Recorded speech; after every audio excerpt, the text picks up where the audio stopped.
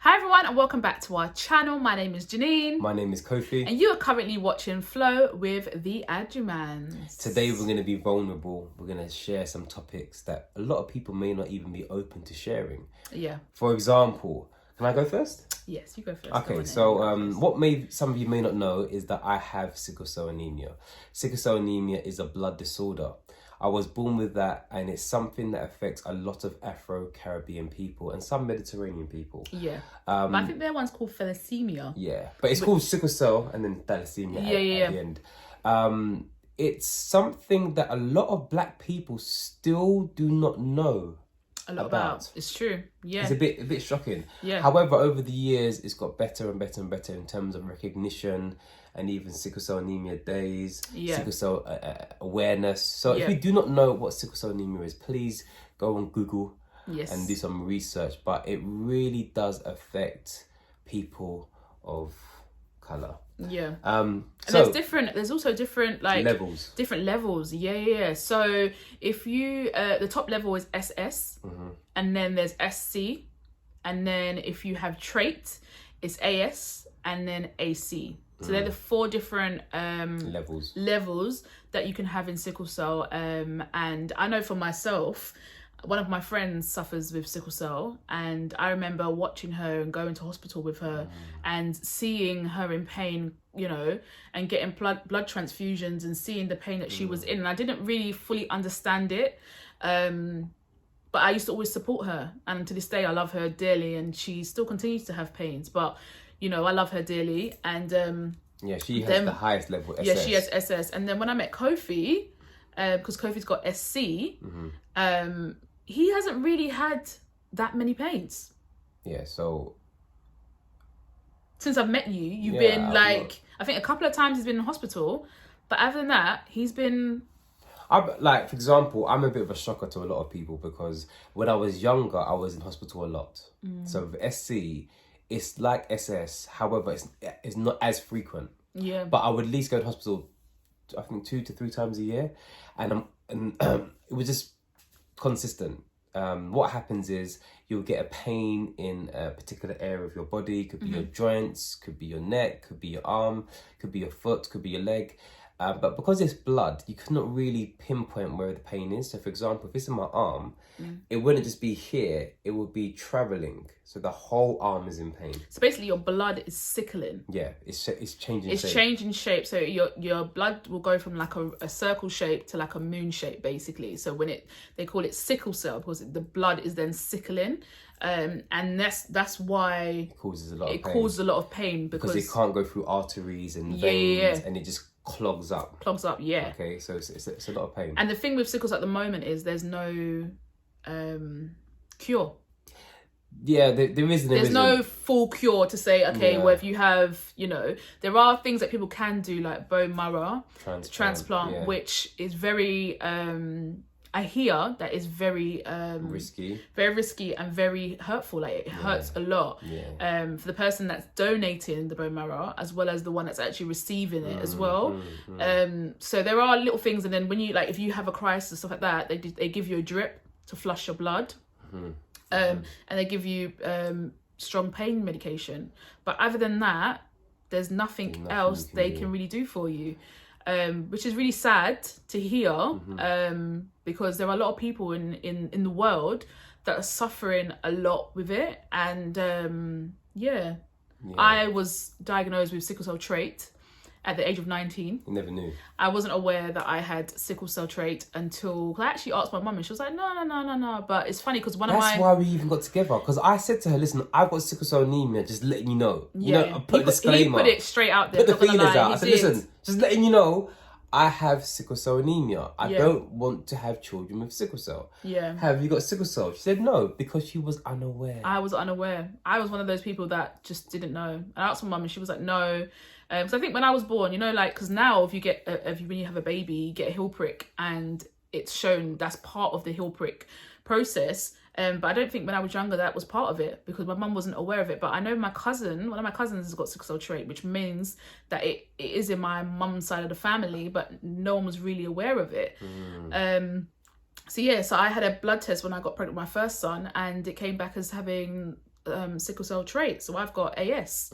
And I was completely shocked because I had no clue that I had it. Definitely. And it was one of those things that, yeah, it's just a shocker, complete shocker. But yeah, I'm so thankful that Kofi's been pretty well with it, and you know, pretty well. I've not been sick. The last time I went to hospital was 2000 and I think they said 8. Yeah, that's the last time I was in hospital. So it's 2021. So to God be the glory. Yes. Looking after myself, eating right, and using wisdom as well. I still go to the hospital to get checkups, but yes, I am well. Yes. So that's enough about me. Yes. Can we talk about you now? Yes. So I have, and to a lot of people, this probably will be very shocking that I'm actually talking about this.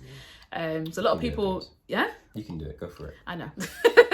So I actually have dyslexia. I have severe dyslexia, and growing up, it has affected me a lot. But I've learned ways on how to deal with it. Siri has become my best friend. Siri. Listen, before Siri was Kofi. Kofi, how do you spell? Yeah, and my mum. Mum, how do you spell? Mum, how do you? And they would always just say, oh, da da da da da da da. But now Siri's my best friend, so she literally tells me everything. But people won't know. People will not have any idea that that's the case, because I hide it very well, and I feel like I've done that because I don't want a perception from other people, and I don't know why, because I have it, and I've worked around it. I've found ways to how to, I know growing up in school, when I went to school, primary school was really difficult for me. I acted out a lot. I got in trouble a lot because I used to throw things around the classroom. Just like Kyle. But I didn't have autism. Well, you never know. But I just acted out because I didn't want to do the lessons because I was embarrassed. And when it was maths, we used to do math challenges in first thing in the morning, and I would run into school, be the first one in school to do the math challenge. I was the first one to finish. When it came to English, anything to do with writing, I just used to act out because I just didn't want anybody else to know that I was finding it difficult. I didn't want my peers to see it. I didn't want to be embarrassed. So I used to act out, and then that led into secondary school. So when I went to secondary school, which was the worst idea they could have ever done, they put a tutor group together with all the children that were misbehaving. Teachers, don't do that, please. Could you imagine? So everyone, I think there was about 10 of us in this tutor group, and everyone had something. And so no work got done. No one was doing anything for the whole of year 7. I think towards the end of year 7, they realised that this tutor group wasn't working because no one was getting any work done. So they separated us all. I feel sorry for the form tutor. He was actually a really nice guy. Actually, he was done. We were okay with him, but it was the main teachers. We were just. It was horrible.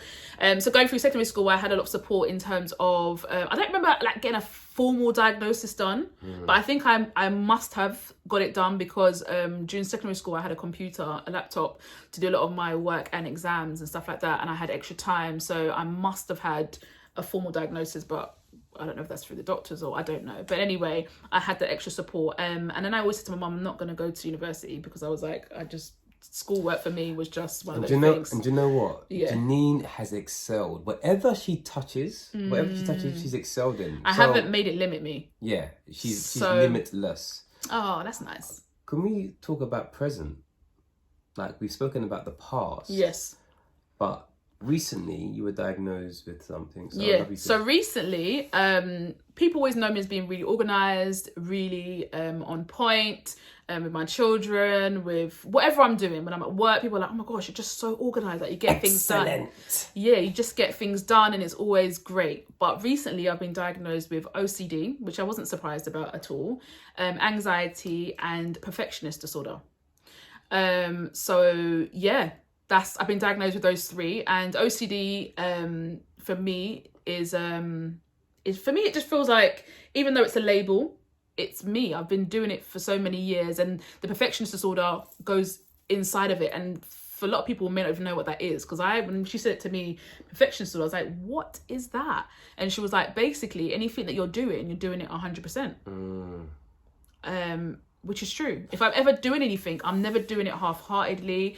It's either 100% or nothing at all, or I'm not doing it at all. There's no middle ground. For me, it was hard in our years of marriage, because there's a level of excellence that you exuberate that Yeah. I couldn't live up to. And I was like, Janine, that's just you. Yeah, I can't tidy up the place like you can. Yeah. But now with a formal label, I was like, okay. I think with that label, because the thing is, a lot of people get upset about being labelled. And for me, it's not so much the actual label, because then when they give you the label, it doesn't mean that that's who you are. That just means that you now can go online and do more research like Kofi did. What is OCD? What is perfectionist disorder? How does anxiety affect somebody? And they can do their research, and then they can best then support or help their spouse or their whoever it may be, their son, their daughter, their wife, their husband. And it allows them to have a better understanding how to help them. And for me, that's what it's been. It's been more so that I can now share it with my friends and family that may not see that there's a problem, but because I felt like I was hiding it for so long. But now I'm being more open and saying, look, I'm really anxious about this situation, or, my OCD is too much that, I can't do this. Kofi, can you help me with the kids? Because it's at a level that I can't, I'm unhappy with. So yeah, for me, it doesn't define who I am. It's a label that's been given to me, all these labels. But I choose to fight through it, and I choose to make the best of it and be the best me that I can be. Yeah, and like just by having these diagnoses, it's really helped us as a couple. Understanding each other. Like, I'm starting to understand you a lot more. And I feel that communication has grown. Understanding your significant other has grown. Understanding that you may be feeling a certain way. Again, this doesn't limit Janine. Janine is still Janine. She's still a powerhouse, still an amazing queen. I love her like to pieces. But she's still excellent. And that's all I've ever known. So the label's not going to make me think, oh, she's not excellent. No, she's still excellent. She always has been excellent. And she's just taking things to the next level. So I'm excited for your journey. I'm excited for your growth. And I'm excited for how we conquer the next level. Yeah, definitely. But guys, if you've enjoyed this, please make sure you like and you subscribe. And hopefully we'll see you next time. Take care, guys. Peace.